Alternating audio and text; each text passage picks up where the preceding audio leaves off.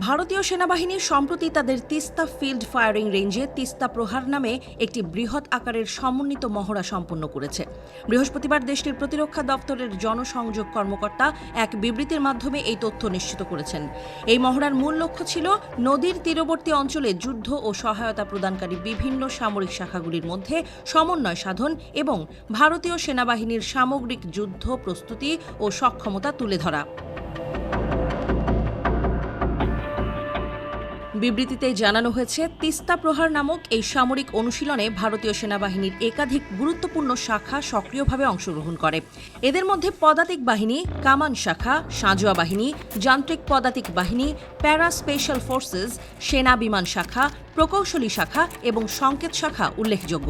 এই শাখাগুলির সম্মিলিত অংশগ্রহণ মহড়াকে আরও বাস্তবসম্মত এবং কার্যকর করে তুলেছে। এই মহড়ার একটি গুরুত্বপূর্ণ দিক ছিল নবপ্রবর্তিত অত্যাধুনিক অস্ত্রশস্ত্র, সামরিক সরঞ্জাম এবং উন্নত যুদ্ধক্ষেত্র প্রযুক্তিগুলির ব্যবহার ও কার্যকারিতা পরীক্ষা করা। এছাড়াও তিস্তা প্রহার মহড়ায় আন্তঃবাহিনী সহযোগিতা, সমন্বয় এবং নিরবিচ্ছিন্ন যোগাযোগের ওপর বিশেষ গুরুত্ব দেওয়া হয়েছে। ভারতের পক্ষ থেকে দাবি করা হয়েছে যে এই অনুশীলনের মাধ্যমে সেনাবাহিনী প্রমাণ করতে সক্ষম হয়েছে যে তারা বিভিন্ন প্রকার ভূখণ্ড এবং প্রতিকূল আবহাওয়ায় অত্যন্ত দ্রুত ও কার্যকরভাবে অভিযান পরিচালনা করতে সক্ষম।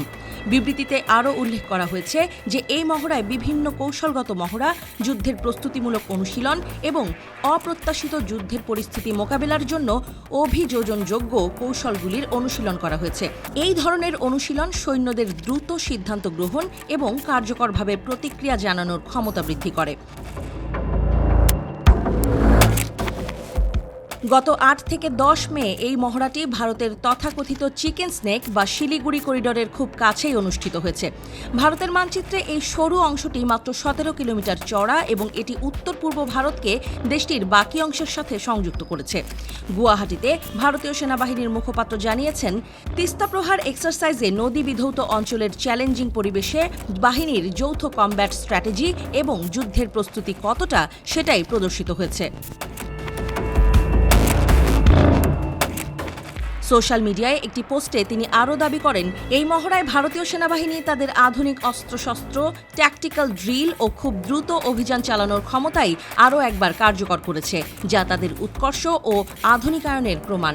সেনাবাহিনীর পক্ষ থেকে তিস্তা প্রহারের যেসব ভিডিও ও ছবি প্রকাশ করা হয়েছে তাতে এই মহড়ায় artillery tank, helicopter, surface to air missile ও অত্যাধুনিক ড্রোন ব্যবহার করা হয়েছে বলে দেখা যাচ্ছে।